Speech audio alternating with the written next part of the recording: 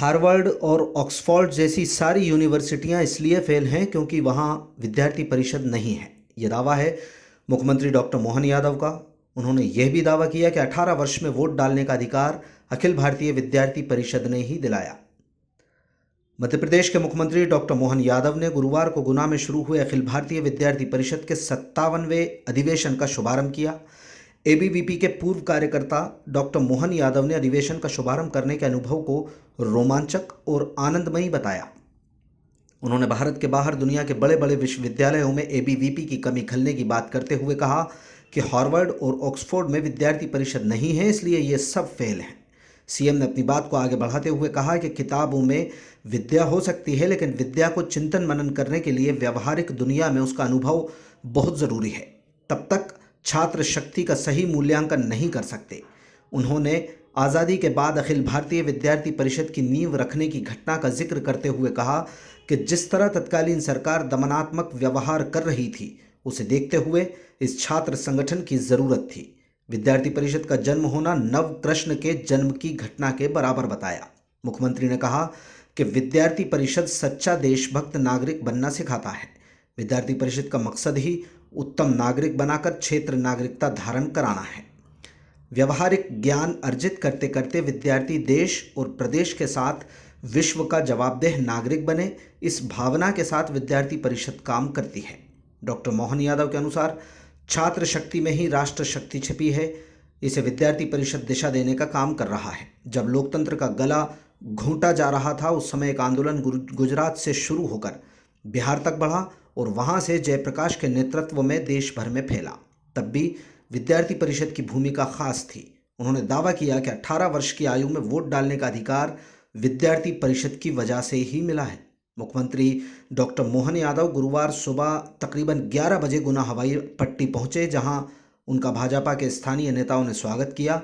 इसके बाद वो प्रधानमंत्री कॉलेज ऑफ एक्सीलेंस के सामने बनाए गए अस्थायी वीर तात्या टोपे भूमि परिसर पहुंचे, जहां देश और विदेश से आए छात्रों को संबोधित किया।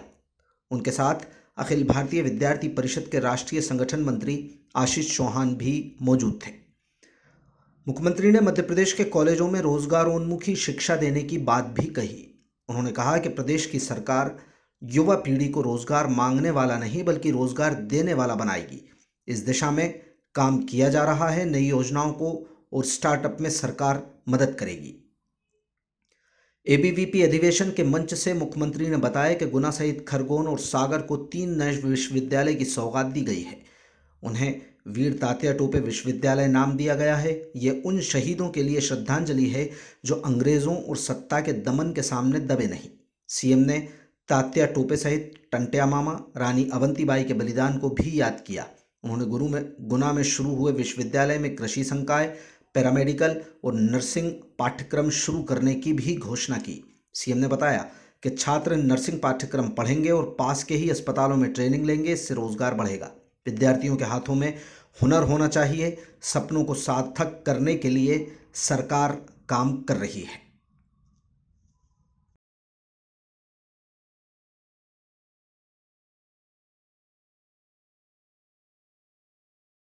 परिषद के अधिवेशन में आके बोलना, ये सच में रोमांच भी पैदा करता है और आनंद भी देता है। इसका एहसास अलग प्रकार का होता है।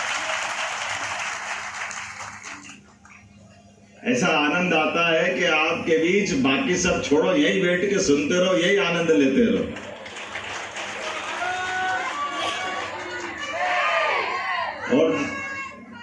और जब वो विद्यार्थी परिषद के हमारे अतीत के कालक्रम पे माननीय संगठन मंत्री प्रांत और राष्ट्रीय संगठन मंत्री ने जो बात कही है, एक एक बात मुझे इस बात का आनंद है। दुनिया के अंदर बड़े पैमाने पर सब प्रकार की व्यवस्थाओं के आधार पर शिक्षा की जब बात करते हैं तो कई सारे देश अपने आप को गौरवान्वित होते हैं। हमारी ये हार्वर्ड यूनिवर्सिटी है, ऑक्सफोर्ड है। हमने कहा आपके पास सब है, लेकिन विश्वविद्यालय में विद्यार्थी परिषद नहीं है, इसलिए सब फेल है।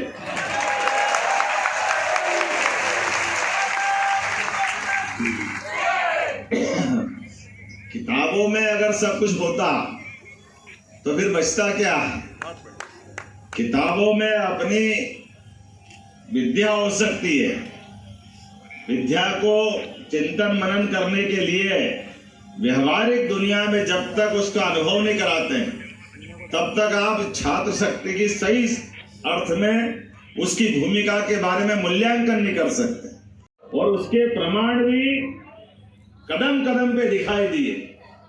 जब विद्यार्थी परिषद ने कहा कि छात्र शक्ति केवल छात्र शक्ति नहीं है, छात्र शक्ति में राष्ट्र शक्ति छिपी हुई है, ये दिशा देने का काम भी किसी ने किया है तो विद्यार्थी परिषद ने किया। हमें इस बात का आनंद है।